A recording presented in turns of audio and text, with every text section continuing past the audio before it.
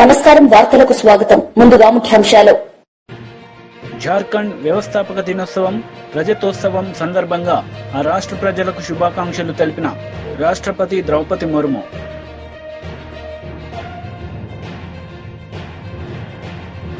వచ్చే విద్యా సంవత్సరం ప్రారంభానికల్లా ఉపాధ్యాయ నియామక ప్రక్రియ పూర్తి చేస్తాం. మానవ వనరుల శాఖ మంత్రి లోకేష్ వెల్లడి. భగవాన్ బిర్సా ముండా, వీర్ సిడోకన్హు, చాంద్ భైరవ్, తిల్కా మాంఘీ, నీలాంబర్ పితాంబర్ వంటి ఎందరో హీరోలు జార్ఖండ్ ను గర్వపడేలా చేశారని రాష్ట్రపతి ద్రౌపది ముర్ము అన్నారు. సహజ వనరులతో సమృద్దిగా ఉన్న జార్ఖండ్ ప్రజలు దేశ ప్రగతికి ఎన్నలేని కృషి చేశారని చెప్పారు. జార్ఖండ్ వ్యవస్థాపక దినోత్సవం, రజతోత్సవం సందర్భంగా ఆ రాష్ట్ర ప్రజలకు ఎక్స్ వేదికగా ద్రౌపది ముర్ము శుభాకాంక్షలు తెలిపారు.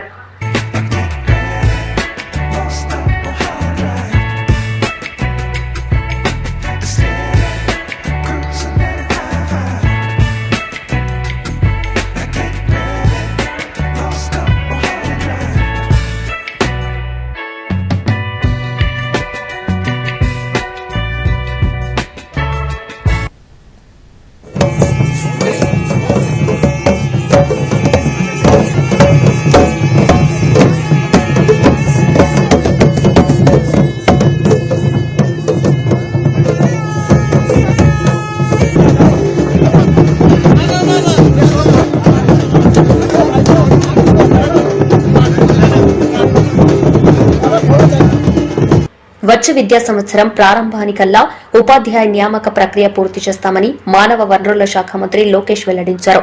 అసెంబ్లీ ప్రశ్నోత్తరాల్లో డీఎస్సీపై సభ్యులు అడిగిన ప్రశ్నకు ఆయన సమాధానమిచ్చారు.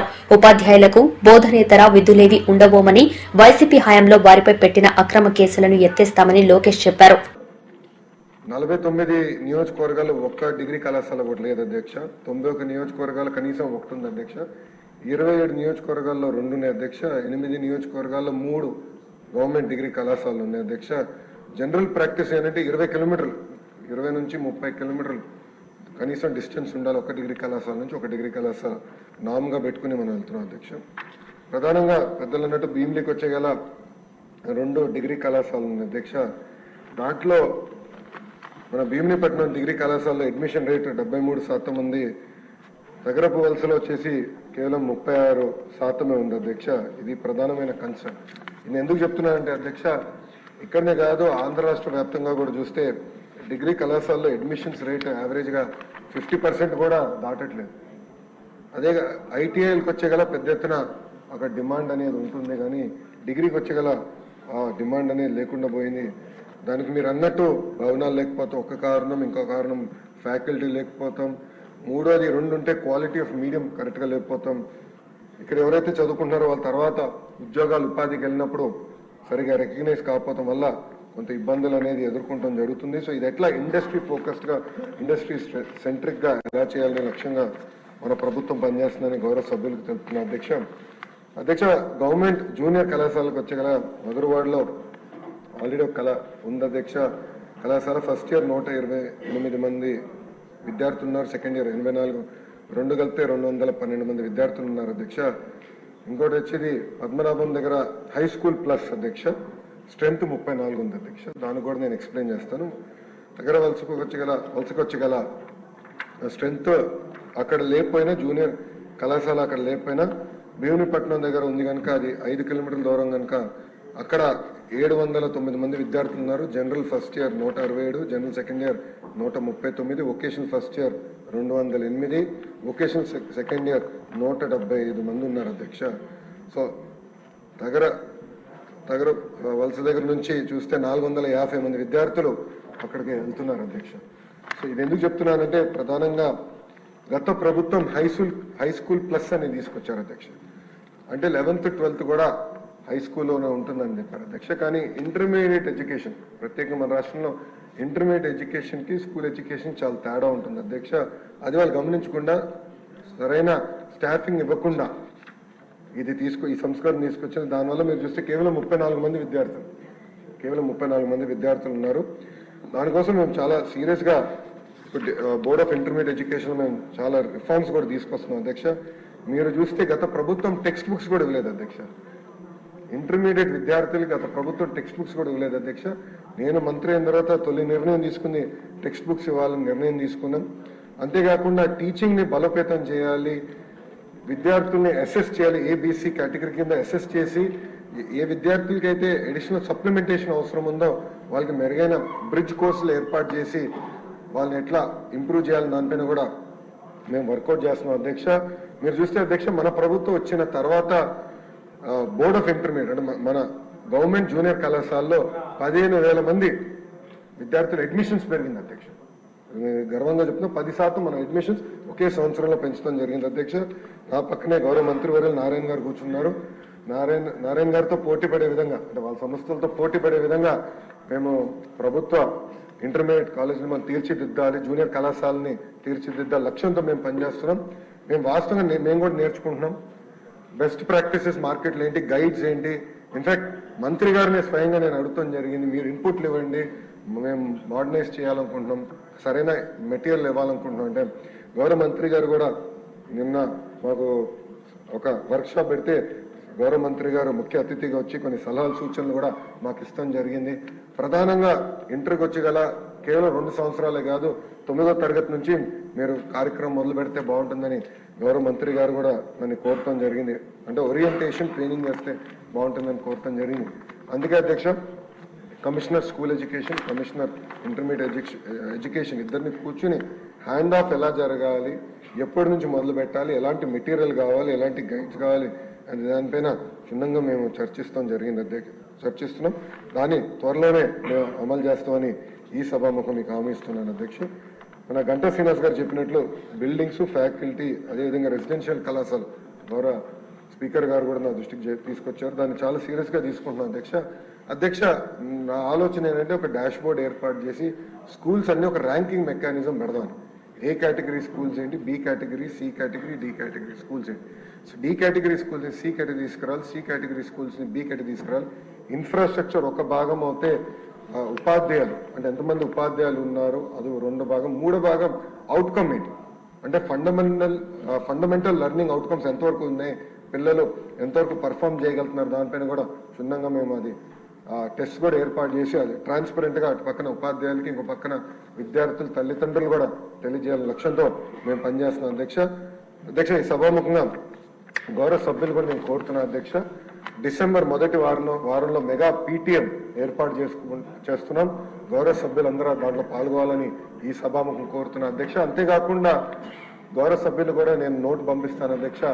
ప్రతి సభ్యుడు కంపల్సరీగా ప్రభుత్వ పాఠశాలలకి నెలకి నీ పాఠశాల వెళ్ళి మాకు ఒక రిపోర్ట్ ఇస్తే ఆ రిపోర్ట్ చూసి మార్పులు చేర్పులు ఏం చేయాలో అనే దానికి నాకు ఫీడ్బ్యాక్ ఇస్తుంది అధ్యక్ష. ఎందుకంటే నేను ఒక్కరిని అన్ని ప్రభుత్వ పాఠశాలలు తిరగలేను. గౌరవ సభ్యులు ఒక 5 సంవత్సరాల్లో అన్ని ప్రభుత్వ పాఠశాలలు మీ కింద ఉన్న అన్ని ప్రభుత్వ పాఠశాలలు ఒక రౌండ్ కానీ వేయగలితే మీకు అవగాహన వస్తుంది, నాకు కూడా మీ రిపోర్టుల ద్వారా ఏం చేస్తే బాగుంటుందని కూడా నాకు కూడా తెలుస్తుంది అధ్యక్ష. దయచేసి ఇది గౌరవ సభ్యులు కూడా సీరియస్ గా తీసుకోవాలని ఈ సభాముఖంగా కోరుకుంటూ ఆ నోట్ త్వరలోనే గౌరవ సభ్యులకి నేను డైరెక్ట్ గా పంపిస్తాను. ఏక్ ఓంకార్ సందేశంతో మానవాళికి సమానత్వాన్ని ప్రబోధించిన సిక్కు మత స్థాపకులు గురునానక్ జయంతి సందర్భంగా జూబ్లీహిల్స్ నివాసంలో ముఖ్యమంత్రి రేవంత్ రెడ్డి సలహాదారు నరేందర్ రెడ్డితో కలిసి చిత్రపటానికి పుష్పాంజలి ఘటించారు. సంగారెడ్డి జైల్లో ఉన్న కొడంగల్ లగచర్ల రైతులను పరామర్శించిన బీఆర్ఎస్ వర్కింగ్ ప్రెసిడెంట్ కేటీఆర్ ఈ సందర్భంగా మీడియాతో మాట్లాడారు. మేము ఇక్కడ ఉన్న 16 మందిని కలిసినాం. వాళ్ళల్లో ఒక ప్రభుత్వ ఉద్యోగి ఉన్నాడు, ఒక పంచాయత్ సెక్రటరీ సోదరుడు పేరు రాఘవేంద్ర యాదవ్. ఆ తమ్ముడు చెప్తున్నాడు, అన్నా నేను మరి వీళ్ళు ఎట్లా పనిచేస్తున్నారో నాకు అర్థం కావట్లేదు. నేను ప్రభుత్వమే చెప్పిన కులగణన అనే కార్యక్రమంలో దినమంతా పాల్గొన్నా, వచ్చి ఆ సంఘటన జరిగినప్పుడు అక్కడ లేను. సాయంత్రం మొత్తం వేరే మండలంలో పాల్గొని నేను ఇంటికి వస్తే సాయంత్రం నన్ను గుంజుకపోయినారని చెప్తా ఉన్నాడు. ఇంకొక తమ్ముడు ఇంకా దారుణం అదైతే, అసలు ఆయనకు సంబంధము లేదు, ఆయన ఎక్కడో వనపర్తిలో ఐటీఐ చదువుకుంటున్నాడు. ఆ పిల్లోడు ఒక గిరిజన పిల్లగాడు. ఆయన బస్సు ఎక్కి వనపర్తిలో ఈ సంఘటన జరిగిన తర్వాత మా ఇంటోళ్ళు ఎట్లున్నారో అని చెప్పి సాయంత్రానికి చేరుకున్నాడు. సంఘటన అంతా అయిపోయిన తర్వాత ఆయనను పట్టుకపోయి ఈరోజు జైల్లో తీసుకొచ్చి పెట్టినారు. మేము అడిగినాం ఏం జరిగింది అని. ఏం జరిగింది అంటే వాళ్ళు చెప్పేది ఒకటే, అన్నా మొత్తం 60-70 మందిని మొదలు అరెస్ట్ చేసినారు, 2 DCMలలో ఎక్కించుకొని తీసుకొని పోయినారు. మా దుద్యాల మండల కాంగ్రెస్ పార్టీ అధ్యక్షుడు ఆయన పేరు శేఖరు. ఆయన అనుచరులు కూడా ఈ దాడిలో పాల్గొన్నారు. ఎందుకంటే కాంగ్రెస్ వాళ్ళ భూములు కూడా పోతున్నాయి. వాళ్ళ పేర్లు కూడా చెప్పినారు మాకు. రమేష్, ఇంకా 4 పేర్లు చెప్పినారు సార్. పేర్లు నరసింహులు, రమేష్, ఇంకా రాములు నాయక్ అని కాంగ్రెస్ వాళ్ళు వాళ్ళ భూములు పోతుంటే వాళ్ళు దాడి చేసినారన్న. మొత్తం 70 మందిని తీసుకుపోయినారు. ముందు తీసుకుపోయినాక తిరుపతి రెడ్డి ఫోన్లో ఆదేశాలు ఇస్తున్నాడు. ఒక రాజ్యాంగేతర శక్తి, ముఖ్యమంత్రి అన్న కావడమే ఆయనకున్న అర్హత. ఆయనకి ఏ పదవి లేదు, ప్రజాప్రతినిధి కాదు. కలెక్టర్లు ఆయన ముంగట మోకరిల్లాల. ఇవాళ అధికారులు మొత్తం ఆర్డీఓలు, పోలీసు వాళ్ళు ఆయన చెప్పినట్టు ఆడాల. కొడంగల్కు ఆయన చక్రవర్తి, రారాజు. రేవంత్ రెడ్డి కాదు అక్కడ. రేవంత్ రెడ్డిది ఏం చెల్లదట, తిరుపతి రెడ్డిదే నడుస్తుందట. ఆ తిరుపతి రెడ్డి శిష్యుడు శేఖరు మండల కాంగ్రెస్ పార్టీ ప్రెసిడెంట్. ఈ 70 మందిని తీసుకపోతే 2 డీసీఎంలు ఎక్కించి తీసుకపోతే అందులో ఎవరెవరు బీఆర్ఎస్ వాళ్ళు వాళ్ళను మాత్రమే ఇవాళ 21 మందిని రిమాండ్కు పంపినారు. మిగతా వాళ్ళందరినీ ఇంటికి పంపినారు. అలా కాంగ్రెస్ వాళ్ళు దాడి చేసిన వాళ్ళల్లో ఇప్పుడు నేను చెప్పిన పేర్లు ఉన్నాయి, వీడియోలో కనబడతారు, మీరు చూడండి. వాళ్ళని మాత్రం ఇంటికి పంపి ఎవరెవరైతే బీఆర్ఎస్ వాళ్ళో వాళ్ళనే పెట్టండి జైల్లో అని చెప్పి ఈ దాడి మొత్తం బీఆర్ఎస్ వాళ్ళే చేయించిండ్రు. ఈ దాడి మొత్తం రాజకీయ దాడి, ప్రజలు చేసింది కాదు అనే ఒక కుట్ర ప్రభుత్వం చేస్తున్నది. అనుముల రేవంత్ రెడ్డి చేస్తున్నాడు. ఆయన అన్న అనుముల తిరుపతి రెడ్డి ఆ మండల కాంగ్రెస్ పార్టీ అధ్యక్షుడు చేస్తా ఉన్నాడు. వాళ్ళ బీఆర్ఎస్ వాళ్ళనే తీసుకొచ్చి జైల్లో పెట్టడం అంటే వాళ్ళ ఉద్దేశం ఒకటే, తమ చాతగాని తనాన్ని 9 నెలలుగా తమ ప్రభుత్వం విఫలమైన పద్ధతిని ఇవాళ దాచుకోవడానికి ముఖ్యమంత్రి నియోజకవర్గంలో అధికారులకు జరిగిన పరాభవానికి ఇవాళ ఏం చెప్పాలనో తెలియక సిగ్గు లేకుండా దీనికి రాజకీయ రంగు పులిమి వాళ్ళని బెదిరించే ప్రయత్నం చేస్తూ ఉన్నారు. ఇంకా అరాచకం ఏంటంటే 21 మంది మొత్తం ఎస్సీ, ఎస్టీ, బీసీ రైతులు. ఒక ఆయన విష్ణువర్ధన్ రెడ్డి అని ఆయన కూడా ఉన్నాడు. ఆయన కూడా పాపం ఇంట్లో ఉన్నాడు. వాళ్ళందరినీ పిచ్చి కొట్టుడు కొట్టినారు, చిత్రహింసలు పెట్టినారు, 3rd డిగ్రీ టార్చర్ పెట్టినారు. కొడంగల్ సిఐ, కొడంగల్ ఎస్ఐలు, వికారాబాద్ ఎస్పీ ఆయన పేరు నారాయణ రెడ్డి, వీళ్ళంతా కలిసి వీళ్ళను చిత్రహింసలు పెట్టినారు. 3 గంటలు కొట్టినారు. ఒక్కొక్కరిని చూస్తూ ఉంటే ఇప్పుడే మా అక్క చెప్పినట్టు కాళ్ళు చేతులు కమిలిపోయి ఉన్నాయి. మేము అడిగినాం, మరి ఎందుకు మెజిస్ట్రేట్ ముంగట చెప్పలేదు, కొట్టినాడు ఎందుకు చెప్పలేదు అన్నాం. మీరు చెప్తే మల్ల కొడతాం, మీ ఇంటికి పోయి మీ ఇంటోళ్ళని కొడతామని చెప్పినారు. మిమ్మల్ని మల్ల కొడతాం, జైల్లో కొడతాం, ఇంటికి పోయి మీ ఇంటోళ్ళని కూడా కొడతామని చెప్పినారు. ఎంత అమానవీయంగా, ఎంత క్రూరంగా అంటే ఇంటి మీదికి వీళ్ళనేమో జైలుకు పంపినారు. ఇంటి మీదికి బందిపోట్లను పట్టుకరానికే, ఒసామా బిన్ లాడెన్ లాంటి తీవ్రవాదులను పట్టుకరానికే ఎట్లయితే కూంబింగ్ ఆపరేషన్ చేస్తారో 100 మంది పోలీసులు వచ్చి ఇంటింటికి పోయి తలుపులు, దర్వాజాలు తన్నుకుంటూ, గుద్దుకుంటూ, పగలగొట్టుకుంటూ, తాగి బూతులు మాట్లాడుతూ కొంతమంది ప్రైవేట్ వ్యక్తులు, నేను పోలీసు వాళ్ళు అంటలేను, ప్రైవేట్ వ్యక్తులు కొంతమంది కాంగ్రెస్ పార్టీకి సంబంధించిన వాళ్ళు తాగి బూతులు మాట్లాడుతూ ఆ ఇండ్ల మీద దాడి కూడా చేయడం జరిగింది. అక్కడ ఉన్న మహిళలు, అక్కడ ఉన్న ముసలోళ్ళని భయభ్రాంతులు, పిల్లలని భయభ్రాంతులకు గురి చేయడం జరిగింది. వాళ్ళ రేవంత్ రెడ్డి కాంగ్రెస్ పార్టీ ఒకటి గుర్తుపెట్టుకోవాలా, భూమి మీద ఎవడు శాశ్వతంగా ఇక్కడే ఉండడానికి రాలే. నీ పదవి కూడా 5 ఏళ్ళే. అలా మీ ఢిల్లీ వాళ్ళ కోపం వస్తే రేపో ఎల్లుండే తీసి పారేసినా కూడా దిక్కులేదు నీకు. నేను ఒకటే గుర్తు చేస్తున్నా, రేవంత్ రెడ్డి చక్రవర్తివి కాదు, నువ్వేమి రాజువు కాదు, నువ్వేమి పెద్ద నియంతవు కాదు. నీలాంటి వాళ్ళు చాలా మంది వచ్చిండ్రు, చాలా మంది వస్తారు ఇంకా భవిష్యత్తులో. ఒకటి మాత్రం పక్కా, పేదవాళ్లతోని, ఎస్సీ, ఎస్టీ, బీసీలు, చిన్న సన్నకారు రైతులు ఉన్న మొత్తం భూమిని నేను గుంజుకుంటా, ఏమన్నా చేస్తా, నేను కొడంగల్ మాత్రం మా అల్లునికి ఫార్మా కంపెనీ పెట్టిస్తా అంటే ఇది తెలంగాణ సమాజం మాత్రం తప్పకుండా తిరగబడుతుంది. గోపాలపురం శాసనసభ్యులు శ్రీ మద్దిపాటి వెంకటరాజు జన్మదిన ఉత్సవాలు నల్లజర్లలో ఘనంగా జరిగాయి. 2 టన్నుల కేక్ కట్ చేసి అభిమానులకు తినిపించారు.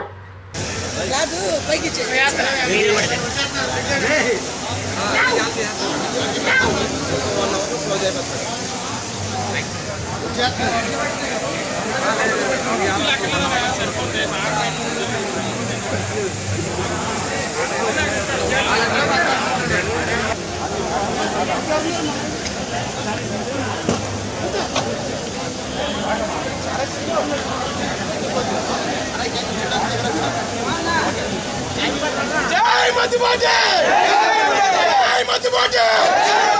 జై మద్దిపాటి!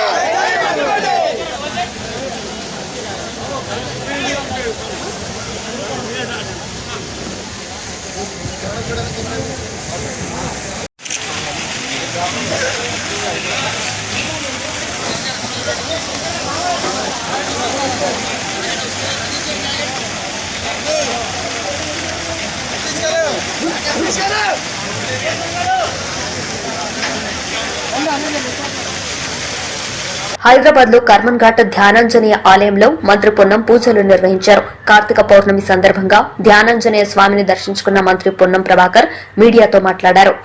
ప్రాతినిధ్య వహించిన మంత్రిగా పనిచేశారు. నేను కూడా ప్రత్యేకించి కోరతా, నో పాలిటిక్స్, నో రాజకీయం. ఇక్కడ అభివృద్ధికి సంబంధించి ప్రజల అవసరానికి అనుగుణంగా పనిచేయాలన్న ఆలోచనతో మేము ఉన్నాం. దానికి సంబంధం లేదు. అందరు ఇచ్చిరామా 30% మనమే అనుకుంటున్నాం తప్ప ఇవ్వలే. కొంత రాజకీయ పరంగా కుట్ర చేసిన ఇటువంటి అపోహ క్రియేట్ చేస్తారు. నేను ప్రాక్టికల్ గా చాలా ఇండ్లు తిరిగిన, చాలా మంది మిత్రులకు ఫోన్ చేసిన, చాలా సంఘాలతో మాట్లాడినా, ఎమ్యూనరేటర్ సమాచార సేకరణకు వస్తున్న అధికారులతో కూడా మాట్లాడినా. వాళ్ళందరూ కూడా చాలా మంచి రెస్పాన్స్ ఉంది. ఎక్కడో ఇబ్బంది లేదు. నేను మరొక్కసారి కోరుతా ఉన్నా, మీ ఇంటికి రాకముందే ఏదో ప్రశ్నలనే అనుమానపడి లేదా అది పోతుంది కావచ్చు. ఏ పథకము కట్ కాదు. నూతనంగా పథకాలు వస్తాయి, నూతనంగా ప్రజలకు న్యాయం జరుగుతుంది. అర్హత కలిగిన వాళ్ళందరూ కూడా ఇంకా కొత్తగా లాభం చేసే ప్రయత్నం చేస్తాం. సమాచారం గోప్యంగా ఉంటది. దయచేసి దీనికి ఎవరు కూడా అపోహపడద్దని సందర్భం విజ్ఞప్తి చేస్తాం. దానికి సంబంధం లేదు. అందరు ఇచ్చిరామా 30% మనమే అనుకుంటున్నాం తప్ప ఇవ్వలే. కొంత రాజకీయ పరంగా కుట్ర చేసిన ఇటువంటి అపోహ క్రియేట్ చేస్తారు. నేను ప్రాక్టికల్ గా చాలా ఇండ్లు తిరిగిన, చాలా మంది మిత్రులకు ఫోన్ చేసిన, చాలా సంఘాలతో మాట్లాడినా, ఎమ్యూనరేటర్ సమాచార సేకరణకు వస్తున్న అధికారులతో కూడా మాట్లాడినా. వాళ్ళందరూ కూడా చాలా మంచి రెస్పాన్స్ ఉంది. ఎక్కడో ఇబ్బంది లేదు. నేను మరొక్కసారి కోరుతా ఉన్నా, మీ ఇంటికి రాకముందే ఏదో ప్రశ్నలనే అనుమానపడి లేదా అది పోతుంది కావచ్చు. ఏ పథకము కట్ కాదు. నూతనంగా పథకాలు వస్తాయి, నూతనంగా ప్రజలకు న్యాయం జరుగుతుంది. అర్హత కలిగిన వాళ్ళందరూ కూడా ఇంకా కొత్తగా లాభం చేసే ప్రయత్నం చేస్తాం. సమాచారం గోప్యంగా ఉంటది. దయచేసి దీనికి ఎవరు కూడా అపోహపడద్దని సందర్భం విజ్ఞప్తి చేస్తాం. తప్పకుండా చెప్తాం. కేసీఆర్ దారిలోనే రేవంత్ రెడ్డి ప్రభుత్వం కూడా కొనసాగుతుంది. అనుకుంటున్నాం, వేరే వాళ్ళని అనుకుంటున్నాం. ఏం లేదు. చాలా ప్రజలు తప్పకుండా నియంతృత్వం నుంచి ప్రజాస్వామ్యంకు వచ్చి ప్రజాస్వామ్య పద్ధతి నడుస్తుంది. ప్రజాస్వామ్యం నడవంగా కూడా ఇష్టం లేని వాళ్ళు ఉంటే వాళ్ళకి నడుస్తుంది. ఎందుకంటే మీకు ఒక మాట చెప్తా, మల్లన్న సాగర్ లో ఉద్యమం జరిగేటప్పుడు మహిళలను చూడకుండా ప్రజల్ని కొట్టిండ్రు. కానీ ఏ ఒక్క పౌరుడు ఆ పౌరుణ్ణి మేము రెచ్చగొట్టి. ప్రపంచ ప్రఖ్యాతిగాంచిన అలెగ్రో మైక్రో సిస్టమ్ కంపెనీ రాష్ట్రానికి రావడం సంతోషకరమని ఐటీ శాఖ మంత్రి దుద్దిళ్ల శ్రీధర్బాబు అన్నారు. ప్రభుత్వ ప్రోత్సాహం వల్ల అంతర్జాతీయ కంపెనీలు రాష్ట్రంలో పెట్టుబడులు పెట్టేందుకు ముందుకు వస్తున్నాయన్నారు. రాష్ట్రంలో ఈవీ సెమీ కండక్టర్లకు సంబంధించి R&D సెంటర్ను కంపెనీ ఏర్పాటు చేయనున్నట్లు వెల్లడించారు.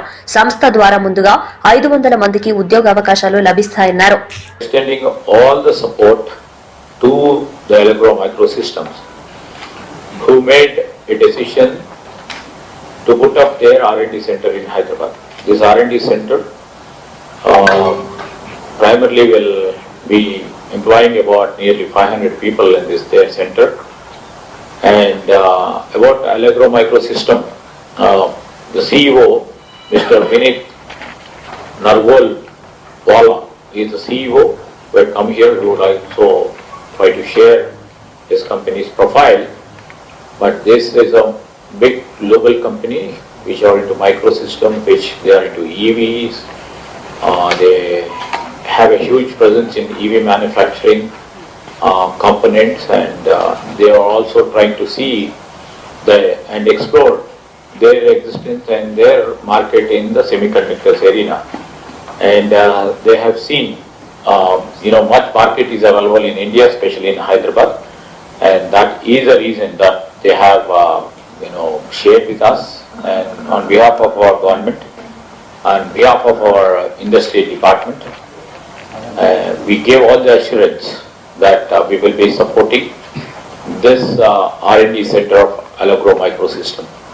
On this occasion, I would like to congratulate and thank Allegro Microsystem for showing the confidence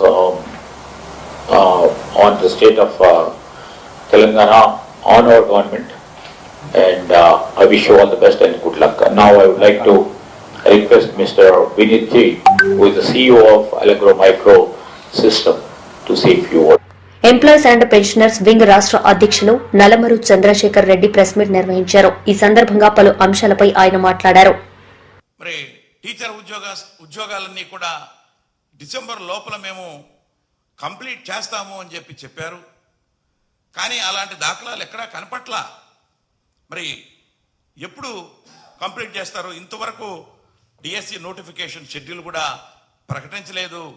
ఈ రోజున మరి ఎవరైతే నిరుద్యోగులు ఉన్నారో వాళ్ళంతా కూడా ఎదురు చూస్తున్నారు అని చెప్పేసి కూడా నేను తెలియజేస్తున్నా. కాబట్టి డిఎస్సి నోటిఫికేషన్ షెడ్యూల్ను కూడా వెంటనే ప్రకటించాలి అని చెప్పేసి కూడా నేను ప్రభుత్వాన్ని ఈ సందర్భంగా కోరుకుంటున్నాను.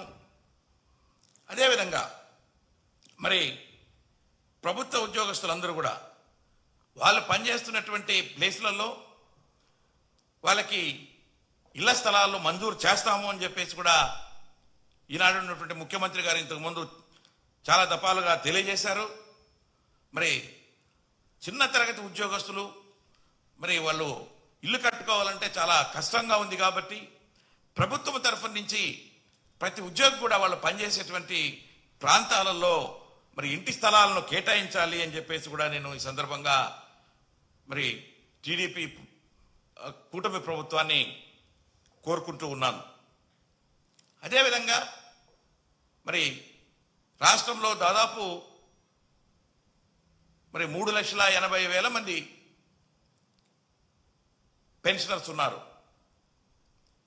వాళ్ళందరికీ కూడా మరి అడిషనల్ క్వాంటమ్ ఆఫ్ పెన్షన్ 70 ఏళ్లకి దాటిన వాళ్ళకి 10% గాను, మరి 75 సంవత్సరాలు వయసు దాటినటువంటి వాళ్ళకి మరి 15% గాను ఇమ్మీడియట్గా మరి మంజూరు చేయాలి అని చెప్పేసి కూడా నేను ఈ సందర్భంగా ప్రభుత్వాన్ని కోరుతున్నారు.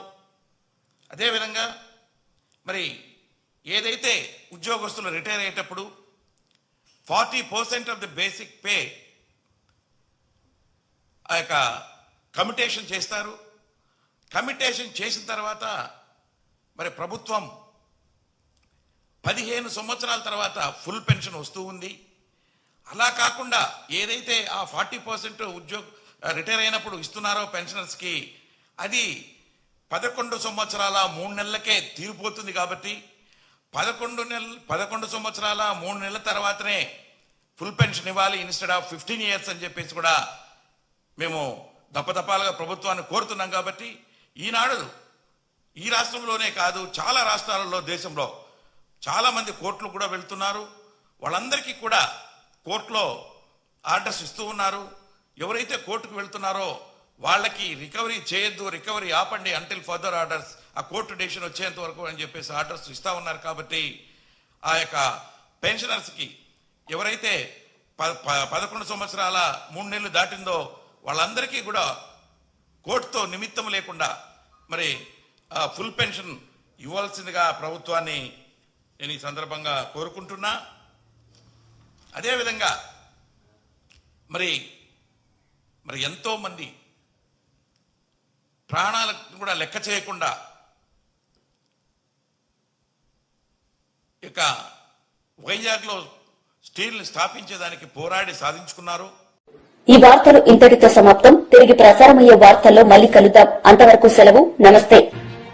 జార్ఖండ్ వ్యవస్థాపక దినోత్సవం రజతోత్సవం సందర్భంగా ఆ రాష్ట్ర ప్రజలకు శుభాకాంక్షలు తెలిపిన రాష్ట్రపతి ద్రౌపది ముర్ము.